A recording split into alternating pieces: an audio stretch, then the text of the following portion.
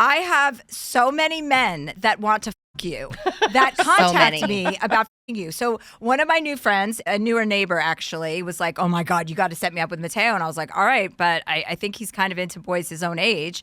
I didn't know that. I just assumed. I've only seen you out with a couple guys and it seems to be consistent. And you have a type. And so I let him know that he's not it. And he's like, well, can you just ask him? And I asked him. And then I heard the news. And this morning I was leaving my house and my assistant Casey, I said, oh, Matteo's on the podcast because we've recorded Joel Kim Booster yesterday. I love Joel Kim Booster. Yeah, he's pretty solid. And he was like, oh, I'm so obsessed with Matteo. I go, oh my God, everyone wants to Matteo. And then I found out that Matteo has a boyfriend. No. Wow. Well, it's all very new, but it's I think a couple months, but it's like it's the healthiest thing that I've ever been involved with. Like someone who communicates and sees a therapist and understands themselves, and I'm like, wow, this feels very healthy. That's new. Usually I love hot men that hate me, but he's great. He lives in Mexico, and he's been in New York. I'm in Mexico. We're going to Italy together in a couple weeks. Oh, nice. So do you speak Spanish to him? I do. Well, we speak more English because his English is really good, but I do speak Spanish. But I have an Italian accent when I speak Spanish, so everyone's like, you sound like Mario. Super Mario? Yeah. Hola, wahoo! You know, pretty embarrassing.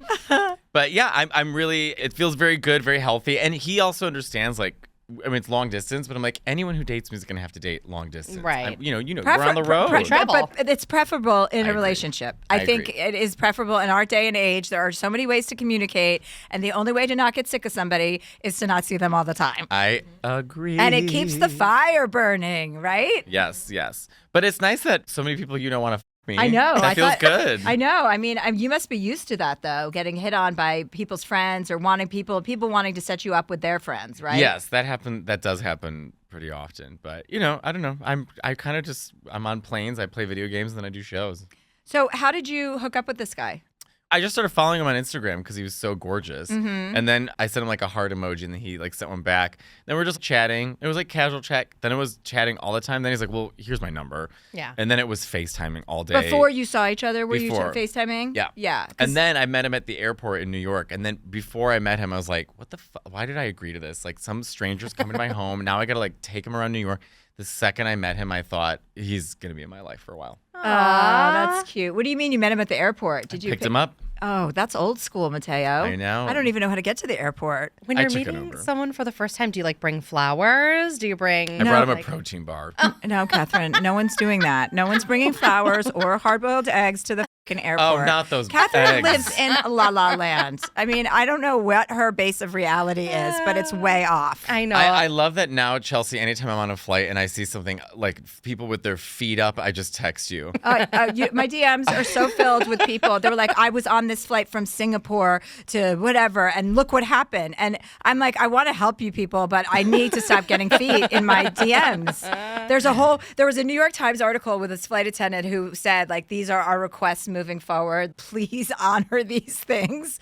And then one that I thought was interesting was, don't recline your seat until you ask the person behind you. And Yes. I'm like, well, no. But, I disagree with that one. disagree. I Yeah. disagree too. So based on what? That you can't recline? It's not like you're lying down in someone's lap. Here's the thing: traveling with a husband who's 6'5", his knees go up against, like, even if he's sitting totally up straight, his knees are against the person's seat back, and so when they put it back like really hard, it's really painful. Oh, Yeah, so that's what it is. Well, I think if I have someone who's 6'5" sitting behind me, I'll be sure to ask them. But usually, I always it's- peek. Right? Well, Like, I think I agree with you. If everyone has the option to go back, because what are you going to say? You can't go back, but then I can. And Then you- what's and you- that argument? Yeah. Yeah, you can't go back because someone too tall is behind you. Also, like, I get it. know. It's actually empathetic and compassionate to do that, but at the same time, it's like I have to sit erect because you're so tall.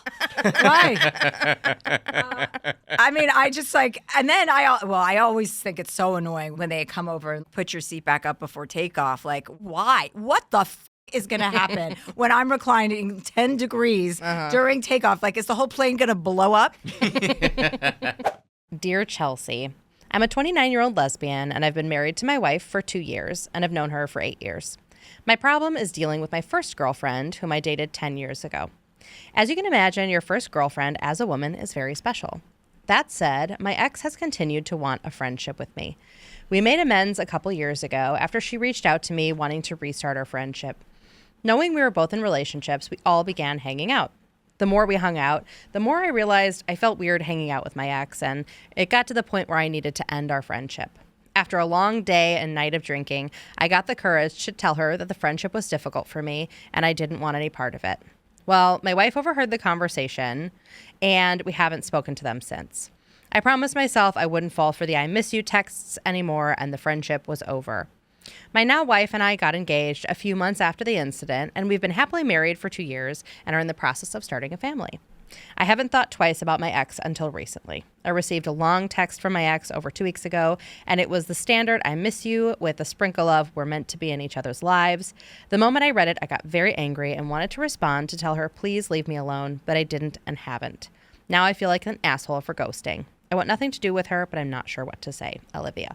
I don't think there's anything wrong with you blowing off your ex. I mean, it's not appropriate anymore for you guys to have a relationship for, it sounds like multiple reasons.